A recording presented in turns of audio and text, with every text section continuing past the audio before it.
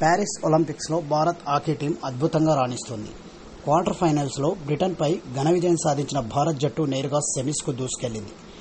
Match తొలుత 1-1తో టై కాగా షూటౌట్లో భారత జట్టు 4-2 తేడాతో గెలిచింది.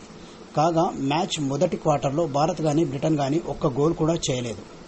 ఆ తర్వాత ఆట 22వ నిమిషంలో captain Harman Preet Singh penalty corner ద్వారా గోల్ సాధించడంతో భారత్ ఆధిక్యంలోకి వచ్చింది. ఇక 27వ నిమిషంలో బ్రిటన్ ఆటగాడు మోర్టన్ లీ గోల్ చేయడంతో స్కోరు సమమైంది.